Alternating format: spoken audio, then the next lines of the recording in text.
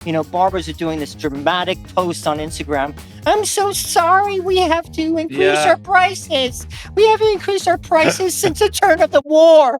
You're like, oh, off. It's like Tesco doesn't do it. Hairdressers They're do it like as well. so scared to lose their clients. So we've been employing people for 9 years now, and I kept on losing staff because in Edinburgh, everyone is self-employed. Yeah. To try and keep up with it, you end up taking money from yourself because you want to pay them well. One went self-employed, then they all went self-employed. So for me, everyone's gone self-employed now. How many haircuts you're doing, how much you're doing, how much you're paying. Not one of them were on minimum wage. Not one of these self-employed barbers were on minimum wage. Hi, welcome to the Noble Barber Podcast. I'm Anthony Laban, and we'll be talking to various people in the industry who've made it and their journey and how they got here. Talking honest, cutting through the crap, and making sure your story and their story is heard to help your business and hopefully mine. If you haven't already, please hit the subscribe button, and I hope you enjoy this episode. Hi there, welcome to another episode of the Noble Barber Podcast. I'm Anthony Laban, and I'm here at Captain Fawcett HQ in Norfolk. We've just welcomed everyone back from the first leg of the BarbersRide 2025, and have found myself sitting here now with Sid Sottung. Hi, Sid, thank you. And obviously Patch and Luke Ellis from Sink and Anchor in Edinburgh. Thank you very much, Luke, for joining.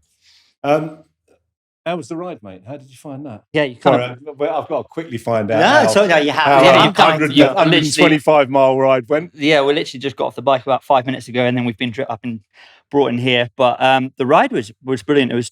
I think we did 220 miles today. Wow.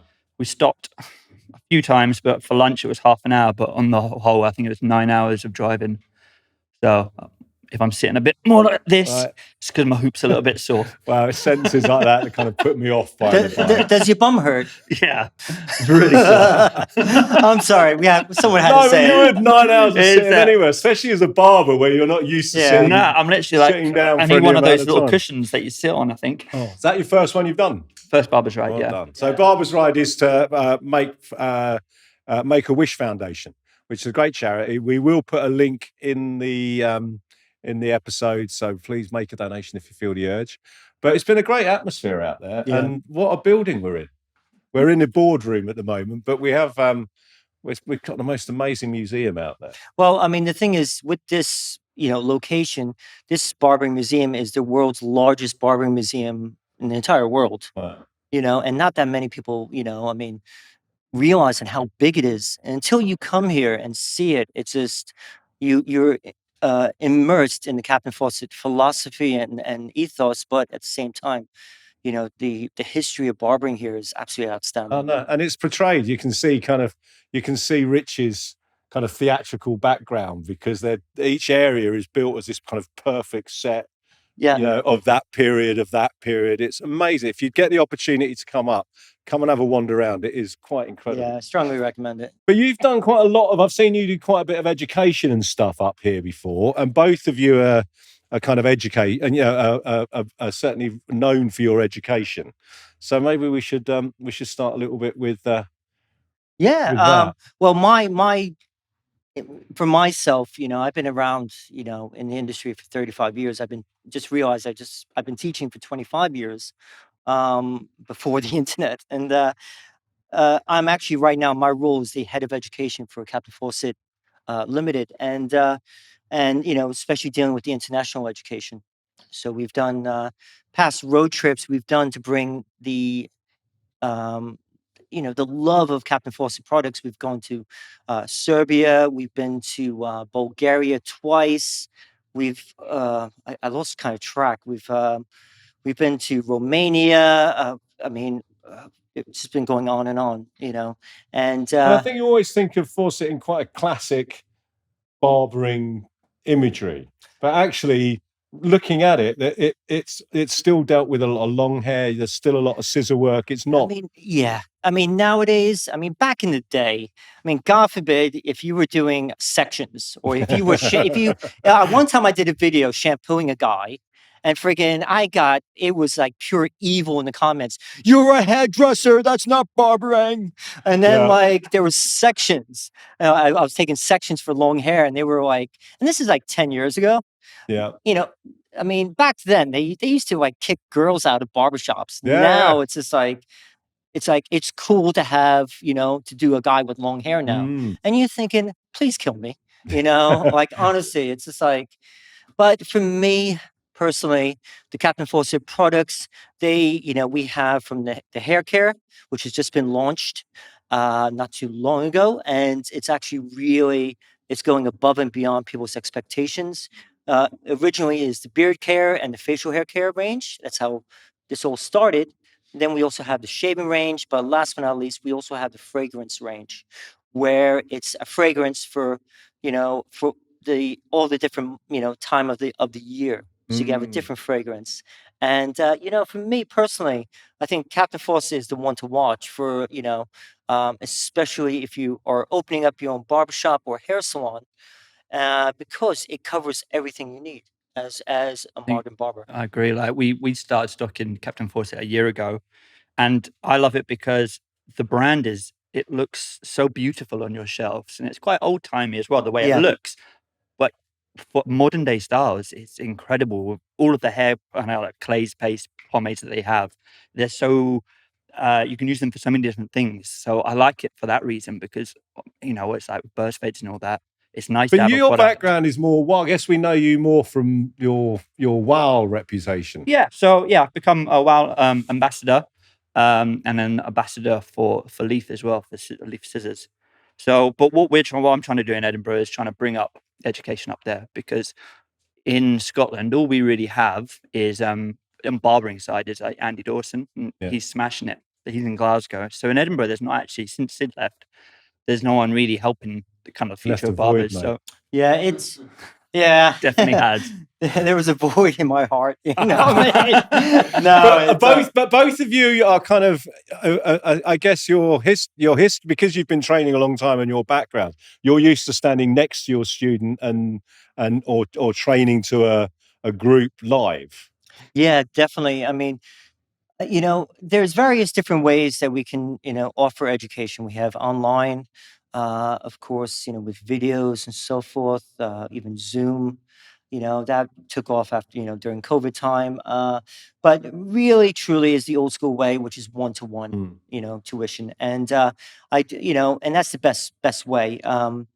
We will be seeing like a strong change in the industry, especially in the future years, due to we were chatting outside about how a lot of barbershops are going self-employed, and that is going to make such a strong impact, because even though that's great for employers and also for barbers, but who's going to take on the next generation? That's the thing is, so especially with the apprenticeship program, it's going to disappear. Yeah. So I think we need to come up with something that's not the fast track, that's 6 weeks, because I think that's not enough time. Yep. And then not the whole year, because people can't afford to employ someone for a year if they're just training.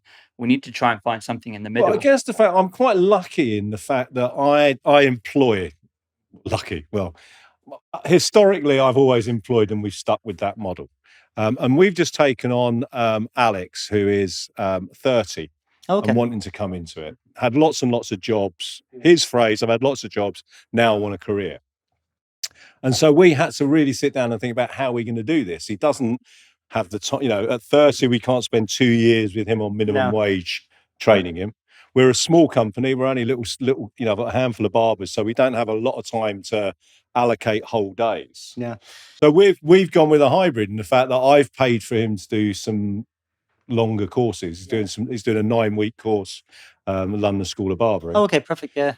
And that will be supporting hand in hand with our team in the shop, working with him on clients, with live people, to fast track. And that I think we can probably get him to a good way in. Funny enough, I actually trained the owner of London School. Oh, Michael. Yeah. Oh, right. I actually trained him. I think it's that time that I think to allocate to wholly to it. Yeah. Because generally apprentices were 2 years. You did a fair amount of training, but you also did a lot of just working in the store. You will always have, at the end of the day, right now, okay, it's It's basically, barbers need to do what they need to, get started, to survive. And the barbershop owners, that's the thing. But, and so anything goes right now. Yeah. So we have college, courses, we all have fast track, 4 week, 6 week, 9 week, whatever. At the end of the day, everyone's different, and so nowadays barbershops are so desperate to get staff in. So that's the thing. So, but that's exactly why we've kind of gone with this idea of, he's a great lad, really good attitude, good mindset, but doesn't have the thousands of pounds to pay to do it. And I'm kind of like, well, listen, if we can organise this over the next year, we can turn him into a really good barber within the year. He'll be happy, I'll be happy. But you know what? You did the right thing because you saw it as an investment. Yeah. And that's what barbershop owners have to see. But that's what's lost at the moment. There's no way of investing. I did that last year with one of my, 2 years ago with Matty that now works for me, and I loved it. But the problem that I found is I've had to make, all my staff went self-employed at the beginning of this year. Right. And it was kind of taken out of my hand a little bit because we've been employing people for 9 years now. And I kept on losing staff because in Edinburgh, everyone is self-employed. Yeah. And they chat to their mates, oh, I'm making this, I'm making that. And to try and keep up with it, you end up taking money from yourself. Yeah. Because you want to pay them well. I've always wanted to pay everyone well and do all that. So one went self-employed, then they all went self-employed. So for me, everyone's gone self-employed now. And it is easier for me. It is like 100%. But it's really difficult for you to employ an apprentice. But then employ an apprentice, he won't be able to do that. But when I did it when everyone's employed, it was brilliant. And now that's my worry now. But also the lack of control as well about the standards as well, Yeah. I mean, I'm lucky that the people that I've already got a high standard. Yeah. So they've already had what I had. I'm talking about more of like a worst case scenario. Yeah. I mean, we went at HairCon, didn't we, Luke? We were chatting and we ended up feeling like we were a bit of a clinic for a while because I had this steady stream of young barbers kind of 2-3 years in. Yeah. Who were self-employed and struggling to make money, and how can I make more money? How do I put my prices up when I'm still the slowest? And we had this whole chat, and I just genuinely I stood there and how many haircuts you're doing, how much you're doing, how much you're paying. Not one of them were on minimum wage. Not one of these self-employed barbers were on minimum wage. The thing is, right? When you break down how many hours they're doing. But it's also changing the mindset of the young generation of barbers where they think they have to go in, do fade after fade, haircut after haircut to make the money. Oh yeah, I'll work longer hours. Oh, I'll do more money. No, it's actually, that's the key thing is it's like about really thinking about, one, learning about the concept, but the most important person is the returning client. Yeah. And what they're thinking about, especially when they're building up the clientele, instead of being like, oh yeah, I need to do this Facebook advert, this Instagram post, get more clients in, focus on the clients you have already and upgrade services, wet shaves, beard designs, head shaves, product sales as well. I mean, that's easy money because the client's already in the door. Yeah. He's already sitting in a chair.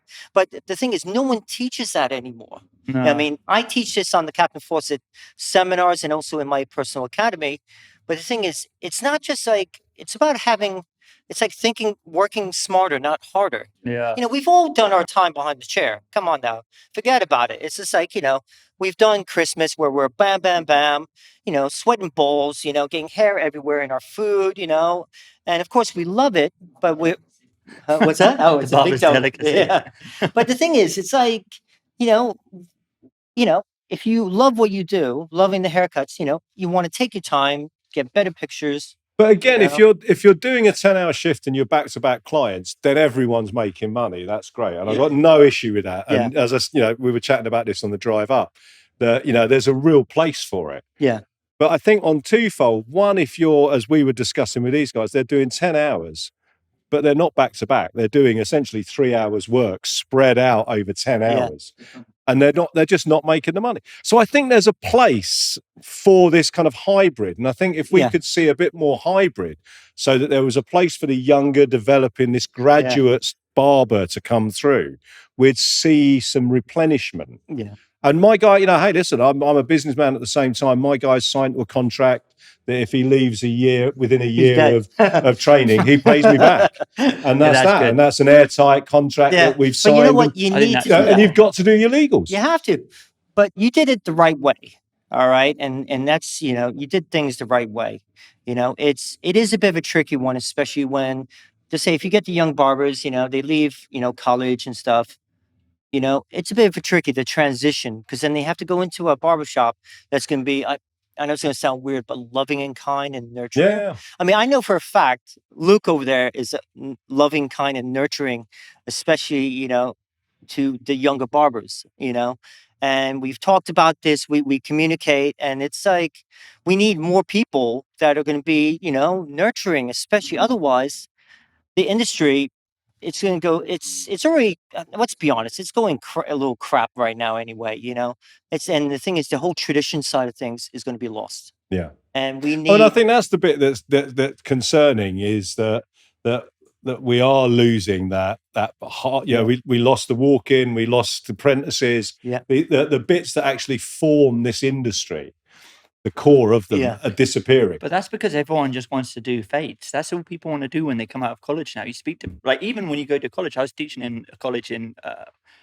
can't even remember where it was, somewhere in Scotland. oh yeah, I saw that on Instagram. And I was like, right, we're going to do some long hair. And they were like, I don't want to learn that. And I'm like, what do you mean? And they're like, I just want to learn how to do a skin fade like you. And I'm like, okay, but we can do that. But long hair, that could be a niche for you. Like me, I get so many long hair clients who come in every 5 weeks because they want the shape up and they want that. I mean, And we so had that one of the guys educating- said to me the other day at the Barbers, do you know what? That's the first Saturday none of us have done a clipper haircut. Yeah, Yeah, that's the I trend. mean, and that's the thing is, If you can't do it, then you're not going to make any money. But if you think logically, and the best, this is what I say to my students or people when I do seminars, oh, I just want to do fades. I'm like, okay, do you want to make money?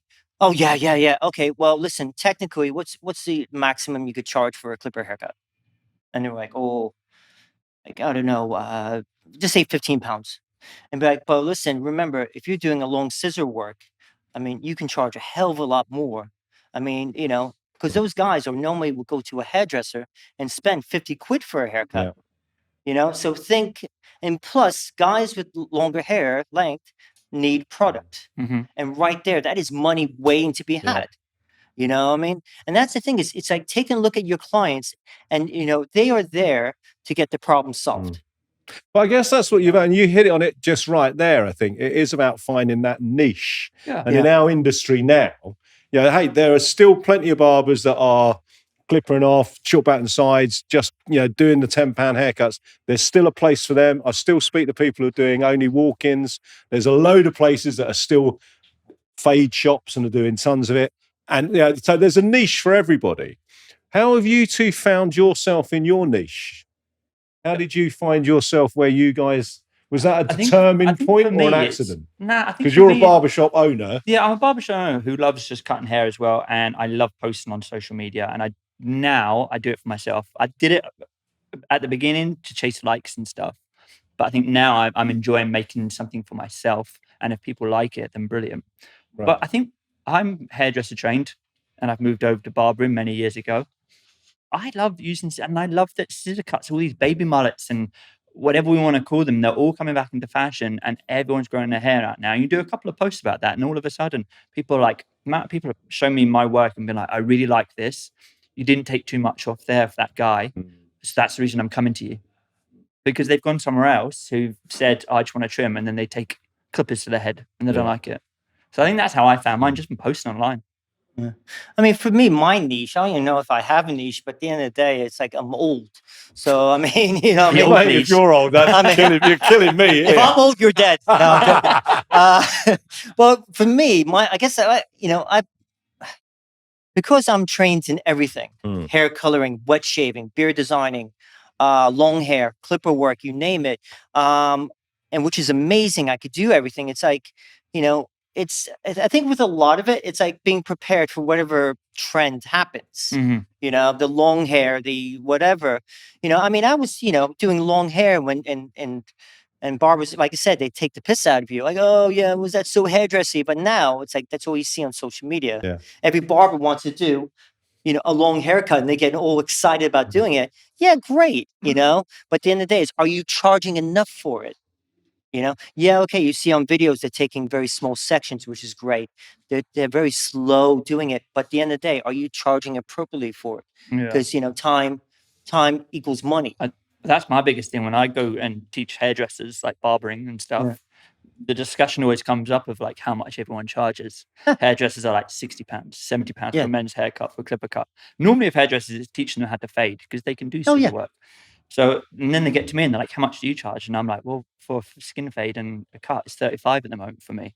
And they're like, "Oh, you're so cheap." And I'm like, "I am." And But there has been this But also growth, depends on though. how long is your appointment. You it's do. it's 40 minutes, the same as theirs, but it's this kind of like, if I'm teaching them and they think I should be charging £100 or like, it's Well, that whole kind of, we what don't it know is, where we it are at the moment, reflects you the know? knowledge in a way. Yeah. You know, I mean, at the end of the day, right? You know, okay, it's always going to be one of the trickiest things. You know, with men, they will always brag on how cheap they bought something. So the price of a men's haircut, especially throughout the years, has always been seemed like a lot lower because a man is not prepared to pay a lot for a haircut because it's not their fault. That's what was offered to them. Yeah. And then in recent years, we see because of all the price increase, barbers are doing this dramatic post on Instagram. I'm so sorry, we have to increase Yeah. our prices. We have increased our prices since the turn of the war. You're like, oh, fuck off. It's like Tesco doesn't do it. Yeah. Acid doesn't do it. I mean, No but one else does it. barbers are so like, Hairdressers do they're it like as well. so Why do we have scared do to it? lose their clients. But at the end of the day, right? It's like, don't believe in competition, because like, for example, I live in Nottingham, right? Nottingham, just say they have like, just say 300,000 people living there. 50% will be male. I cannot, if I was a barbershop, I cannot do 150,000 men. So try not to think about competition, but attracting the clientele that you want. I mean, I know the type of clientele that goes to Luke's barbershop, and they are the modern, contemporary gentleman that's prepared to pay money. All right. So they're a young, like, 20 to 30 age group, but then he gets a little bit older, but they're prepared to, pay money. And that's what, Yeah. especially in Edinburgh, he's got a beautiful shop. I've been there many Yeah, it's times, beautiful. especially with Captain Fawcett stuff. And I think it's about not the competition, but trying to get the clientele you want. Yeah.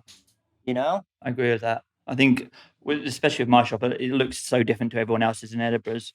But you've hit the nail on the head there. It's like as soon as you stop thinking about everyone else. When I first opened the shop, I knew every barbershop that was about to open. I was like fascinated with everyone. I was like, oh, they're opening up one there. They're opening one there. Now I don't care. Like, I'm so busy in the shop.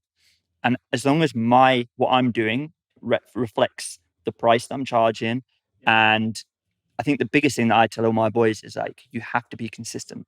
If you're consistently massively. good every time, brilliant. But if you're one haircut where you're amazing and then one haircut where you're shocking, that person wants to come in your chair. But and they want that also, haircut. just add on to that, Luke, right? At the end of the day, remember, if the client doesn't like you, he's not going to like the haircut. Yeah. You know what I mean? So it's about consistency of the service. Yeah. You know what I mean? Like, just, hi, how you doing there, John? My name's Sid. I'll be looking after you.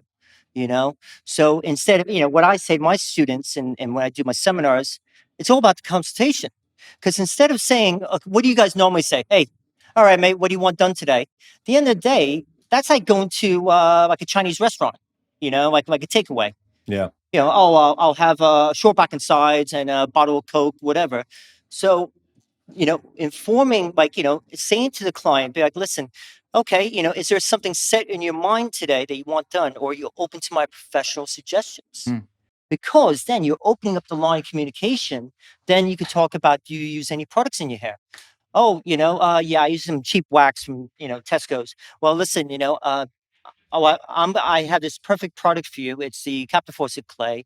It's going to give a very matte finish. Let me show you. Do you mind if I use this in your hair afterwards? And it's about like controlling that consultation. So you develop the clientele you want, but also you got to make money from it. Yeah. Don't you think as well, like the whole haircut's the consultation? Because what I do, and I tell everyone and to do it that I teach, is like the consultation isn't just at the beginning. I feel like if you connect with that person well and you stay halfway through, you're like, oh, do you know what would be really cool next time if we did this or this? That makes them think that, well, I am thinking about their next haircut, but they're like, oh no, but you know what I usually do? Luke, mate, I have this great you wouldn't believe. I was looking at this magazine and I saw this beard design that would be perfect for you. Yeah. I was thinking about you over the weekend. I know it sounds a little bit weird, but I was thinking about you. I got this great idea for your beard. Yeah. I mean, right now, Yeah. he's already changing. He's like yeah. getting a little excited. Well, Do it's it. just the fact you're thinking of them. I'm always thinking of you, mate. Once you go to Edinburgh, you know. But what I'm saying though is, it's like the communication. Now the reason he left Edinburgh is becoming clearer. Yeah, the void of my heart. But I mean, the thing is, it's like the communication aspect, and also it's like trying to get out of the mindset that you have to just do fade after fade after fade. Now, and also telling these young barbers, like, listen, if you break it down, all right. So if a barber does 10 fades a day, the exact same way, blah blah blah, that's 50 fades a week. 200 a month. At the end of the day, right? If you're not good at fading by the end of the month, you know, you're a funzanoon. Yeah. You're an idiot. You know, Yeah. What I'm trying to say is, it's like trying, if you want not a job but a career. That's why learn everything. Yeah. Hair color. I know it sounds weird. Beard color. You know, hair color. Product develop. Like, you know, products. You know, long hair, short hair, blow drying. But you I know? definitely think, I mean, I've been cutting hair now for, frighteningly, I think next year will be 40 years. Ooh. I know, I don't look old enough. No, do no, I? you're Start when you're one. you're like a sexy beast, aren't you? So 40 years, and men are definitely more aware of their look now. Oh yeah. Than ever before. fussy, I right? definitely get, yeah. In a But I mean, I certain certainly way. get, I got guys that are bringing in little picture galleries on Oh, their I know, phones. yeah. That never used to happen. No. Yeah. Oh. And so it's great that I think it's good though. I think you're almost halfway there in the fact that these guys want to have the conversation. Mhm. If you can provide the kind of the clever answer that covers all of that, Oh, and you've got the definitely. skill, you're then starting to sell yourself as an expert. I mean, genuinely, every gent that comes to me with a problem. Yeah. And all my guys come That's to me it. I to get that. solve a problem. And that's if I see a new client in, I know he's either losing his hair, he's got some weird wave, Or he's got a terrible kind of hair lick or something. remember, look at the reason why he's booked in with you. Because his hair's too long. Yeah. That's the first problem. Now, for example, just say if you were my client, I would you're booked in for a head shave. I also see, right? Oh, you have a beard. All right. I would recommend a beard trim as well, because that would be part of the whole completed look for you. And also, since a beard, you're probably going to need some product too, right, to maintain your beard. So if you think about the list of problems a client has, but you're just one client. And that's the thing is, especially with the younger generation or any type of barber that thinks making money is so hard in the industry. It's like, well, wait, break it down like this. So if you just do a fade on your client, okay, 10, 15 quid, whatever, 20 quid, 35 quid. But if you recommend a beard trim as well, that's an extra 30, like 15, 20 quid. Then also he's going to need product. So you're taking a client that was normally, to say 15 quid, you're making 75 pounds off one client. And of course, they're going to take more time in your schedule. You don't need to get as many clients. Yeah. But equally, I think it's this weird idea, and I'm interested how you manage it with becoming a recently kind of self-employed store. But I genuinely think a guy who's taking product, had more, spent more, weirdly becomes more of a loyal client. Yeah, 100%. Yeah, they've invested more in that shop. They've taken the wax I've recommended. I've shaped their beard the way they like it. I've cut their hair. Whatever we've done, however much money they've spent. And I'm impossible, so I make everyone book in for, I'll see you in 4 or 5 weeks. Let's get that appointment now, because you're not going to, and they know they're not going to get one if they don't. So all my guys are all booked in, at least the next haircut, if not more.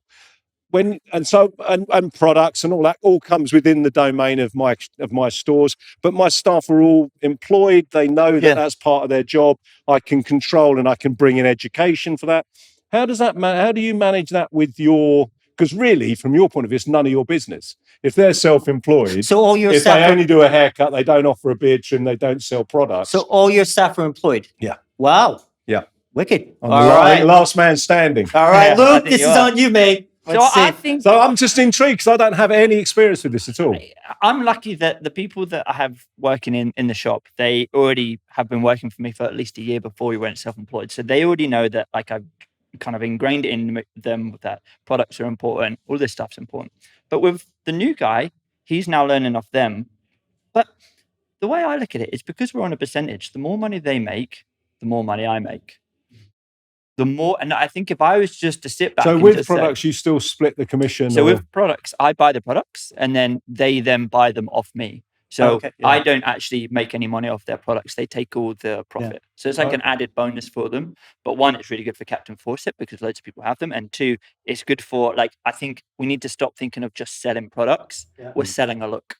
Yeah, but also what also you're doing is you're gaining client loyalty there No, 100%. because the client is purchasing a product from your shop. Yeah. Right there, even though, okay, just say you don't get necessarily money from it, No. but the But thing that is, person they're keeps coming back to that they're gonna barber. keep That's on, yeah. brilliant. And then I'm the same as you. Like, I book everyone back in a, like, my clients are so loyal that if they, I had someone called up the other day and like, I can't make my appointment at 4:00. Can I reschedule? And the guy who took the phone call was like, yeah, but it'll be in like 5 weeks' time.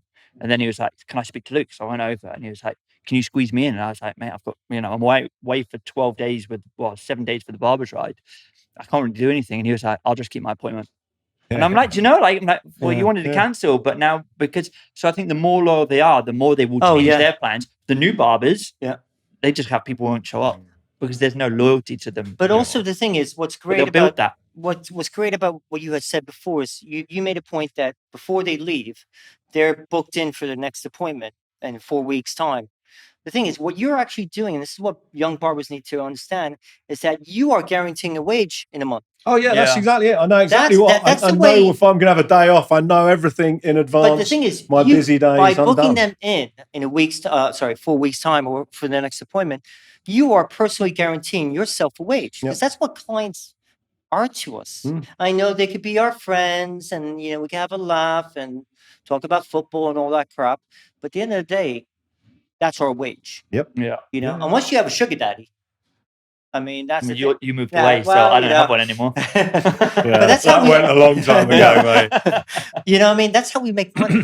And that's the thing is that's as a business owner, as a barber, and that's what a barber is in a way. They're running almost their own business, their clientele. Is that, and how can they make more money? It's not about working, longer hours in the shop. It's about not manipulating, but developing almost a system. It's a system. It is absolutely right. It's a system that you feed your clients into, so that they're getting the exact service that you offer. They're getting the skills that you have, and they're in that they're in that part of your business. And by booking them in for a month's time, you know better. When you cut a haircut, this is going to need cutting in 4 weeks, 5 weeks, 6 weeks, 3 weeks. It's you saying, if you say to a client, do you want me to book you in, or shall I book you in? They'll say no. No. If you say, this is going to need cutting in 4 weeks, I'll book you in 4 weeks' time. Yeah. Well, then they're going to book it in. With all of this knowledge that we're explaining, I think that's the key thing. This is why we need to almost further, intensify this for the education for the younger generation of barbers. And that's why we can't lose the tradition of barbering, because otherwise the industry is just going to go downhill. And we need, especially, as an educator, we have to keep the tradition alive. Yeah. And otherwise. But how do you find that you're going to, or how do you feel you can get that across online? I mean, I've watched both of you, and your technical skill online is comes across brilliantly. Obviously, you're both skilled. You show it well. I love I've watched both of you show sectioning, which is my bugbear on social media videos, because there's not a head of haircut or a shape I can't cut. That's the whole point of being a very old man. But I've watched some videos of a very simple haircut. Yeah. And by the end of it, I think I can't do that haircut. the sectioning becomes so overcomplicated. And you guys have done it really nicely. It's clear, it's clean, it makes sense. How do you add this level of kind of essentially commercial know-how across social media? How does that message come across, do you think? Because you'd normally learn that in the store from a mentor, from your boss, from someone. I think it's good that we now have Instagram and TikTok and all these things. And the attention span of people, they say, is now 3 seconds. You have 3 seconds to make them watch your video, and then Instagram rewards you by like pushing it out to more people. But I think for me, when I learn, I like to get snippets. So, watching a 30-second video of you, like I've watched so many videos from you, and I've been like, not the private ones. I was going to say, have you followed any of the haircuts? This will be edited, this video. Right? But you kind of look at one thing, and you're like, shit, I'm going to try that. And then you try it, and you're like, okay, that didn't work for that, but I'm going to try it for this. And then you kind of figure out, because I've got a level of knowledge that I can do that. But it's good for like people to just get snippets of education. But also, you know what? I think, I like to say that sometimes we just need the old school way of doing it. Meaning, I remember working in my first barbershop, and basically I was like, the boss just said, just do it. And so of course I had to figure out how to do it. And did I make mistakes? Oh yeah, it was a really crap haircut. And but I kept on pushing myself, to learn. And back then we didn't have the internet, we didn't have social media, so I had to figure it out myself. And and for me, that's stuck in my head for the rest of my life. It's an extraordinary old school, very maybe harsh way of learning, but in a way it's kind of like life. You kind of, you learn by your mistakes. And I also have, but the thing is, what taught me was that I had to push myself. If I wanted to learn, if I wanted to be a better barber, hairdresser, I had to push it myself. Yeah. But I also think education 10 years ago was so expensive. So like, if you wanted to go learn something, you'd have to pay a really expensive course. I don't know if you two have seen it, but you see these like barbers that are like popping up who are like 15, and they're just working in like their school or something. Yeah. And they're just learning from Instagram and TikTok. And some of them, you're watching them and you're like, if he carries on that way, he's going to be the next kind of like massive star in our industry, because you're watching what they're doing, and it's incredible. But the only thing is, I'm going to have to, in a weird way, disagree with you, Luke, about that. Now, the reason why, I agree with you, the younger generation learns very fast. Mm-hmm. But the only thing is, I think it's going back to what we were just talking about, was that they can do a little burst fade, and they're great at it. But the thing is, it's about like the whole experience for the client. And also, they can, but at the end of the day, the younger generation, they'll make money off TikTok. But don't you think it's a really good way that they start? Like if they, do you know, like if they've got this like education that they can start cutting hair, and then they can maybe, if they are good at cutting hair, and then they could come to a shop like mine or a place like yours. I agree. And then they could learn the service I afterwards. mean, that I've got no issue with, except the fact that we're not having that many opportunities in shops like yours to be able to take these people on to mentor. And that's where it comes down to, I think. We do come down to the fact that the one thing that is missing, I think there's some great education out there, and amazing ways of learning. But I do worry that we're losing the mentorship, and I don't think we've yet found this way of this hybrid, this graduate, that these guys who are investing in themselves on these 9-12-week courses, getting 100 haircuts under their belt, that need to be mentored, need to be somewhere for another 100 haircuts. And we'll see where we go with my Alex, and see if that's something. I think Alex is works. under your guidance. I think he's got a big future ahead. I think that's like an Alex under you is going to thrive, like an Alex under me and Alex under you. But it's the barbershops that don't care, who just see them as money. But then those are the same barbershops that when they are looking for staff, they're looking for experience 2 to 3 years minimum. But the they're going to be trying to nick my stuff. They're the ones that are trying to nick my staff. That's not going to happen, and that's why they're struggling. It's just like, it's about now changing the whole concept of how to run a business, especially in this industry. Is that right, Patch? Is that right? Thank you for joining us again. Yeah. Guys, thank you very much. We could carry on this conversation for the rest of the afternoon, but I think you both deserve to go and hit the fish and chip van. I think we've kind of come round the fact that there is some great training, some great education, some great opportunities out there. I think they're a good bit of old school service. I think Johnny Barber always said service without servitude. Yeah. And I always quite like that. I think that's a nice phrase that sticks in my head. Thanks for that, Johnny. Please stay tuned. Please stay training. If you want to contact these guys, I'm sure both of them will answer any questions directly if you want to get in touch with us. I'm Anthony Laban, and I've been the Noble Barber. Thank you very much. Thank you. Take care, guys. Welcome to the Noble Barber Podcast. We're always looking for interesting people and interesting stories. If you know someone or you are someone with a great story that you want to share, get in touch and come and join me on the sofa. Thanks very much for listening. I hope you've enjoyed the episode, and we'll see you next time.